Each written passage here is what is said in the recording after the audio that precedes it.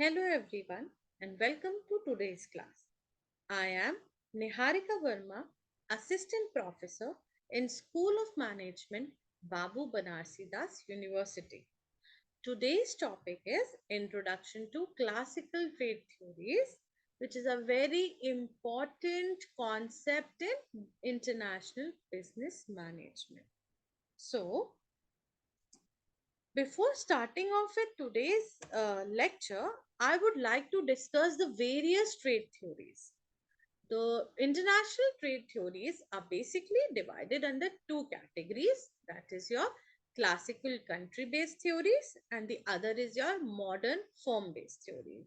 The classical country based theory has four main theories, which is your mercantilism, absolute advantage, comparative advantage theory, and the fourth one is your Hexker-Olin theory. Whereas in your modern firm-based theories, there are four main theories. That is your country similarity theory, product life cycle theory, global strategic rivalry theory, and Porter's national competitive advantage theory. So, in today's class, we'll be discussing about classical country-based theories. The first theory under your classical country-based theory is your mercantilism. So, first I would like to tell you more about classical trade theories.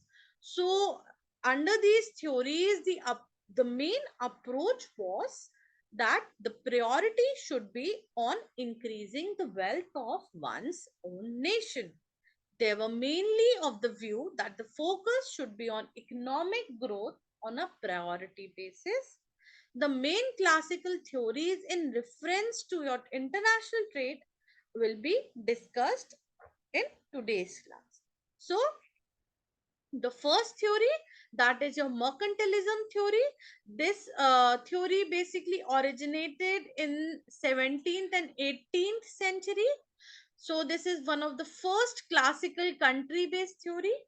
Under this theory, the main view was accumulation of gold and silver as a means of achieving your national prosperity, which basically means that the country should focus on the motto that it should first look for its own welfare, and therefore it should expand the exports, whereas the imports should be discouraged, which basically means that they prefer protectionism.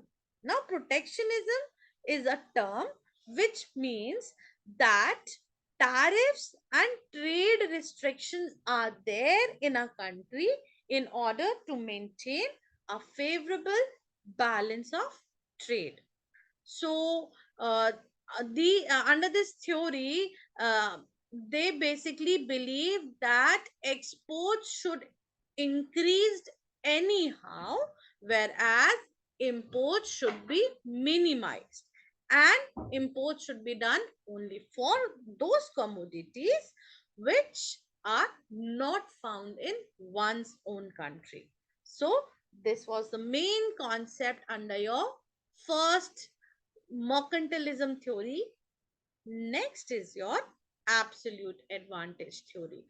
This theory was proposed by Adam Smith, and he proposed that the country should focus on its ability to produce a good more efficiently than another country. It means that the country should specialize in producing goods where it has an absolute advantage, and trade, which basically means import those goods where they lack its advantage.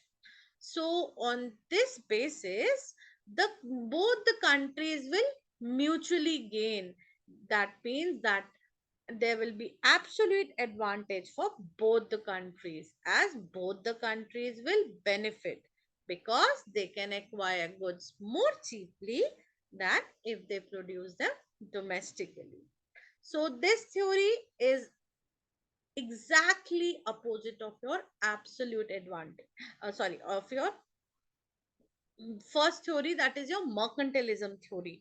In mercantilism theory, it was proposed that the country should focus on export and import should be restricted, whereas under your absolute advantage theory, they propose that absolute only those goods where the country has absolute advantage, it should produce only those goods, and the rest it should import. Next is your comparative advantage theory. This theory was developed by David Ricardo, and he focused on the opportunity cost of production for each country. He said that countries should specialize in producing goods where they have the lowest relative opportunity cost and trade or import to acquire other goods where it doesn't have relative opportunity cost, which means that the countries should trade based on comparative advantage, so that both the countries will consume more of both goods than if they produce them independently.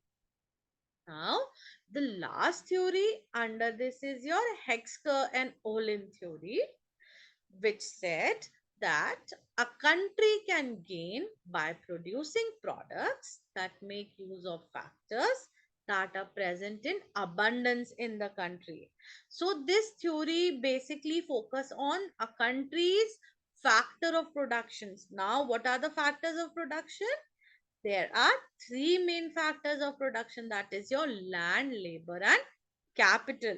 So countries which have abundance of their their capital will have a more comparative advantage in capital intensive goods, whereas in countries where the labor is cheap and in abundance, then those countries will have a comparative advantage in labor intensive goods, which so this model suggested that the trade patterns are determined by differences in factor endowments between the countries.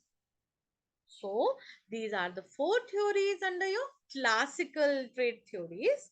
Now, in the end, we will quickly revise what all we have studied today.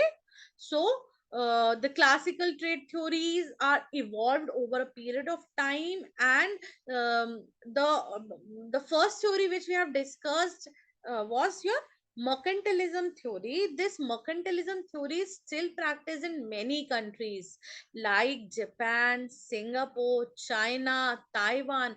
All these countries still follow the concept of protectionism, where they do lot of export, but they put restrictions on import, and they import only those goods that are very necessary for them. The next is your comparative advantage. This theory, in under this theory, the principle of comparative advantage remains the fundamental concept. Next is your factor endowment theory. Under this, the Hexer-Olin model, it highlighted that the factors of production should be kept in mind while doing business. So, these are the theories under your classical trade theories. Thank you.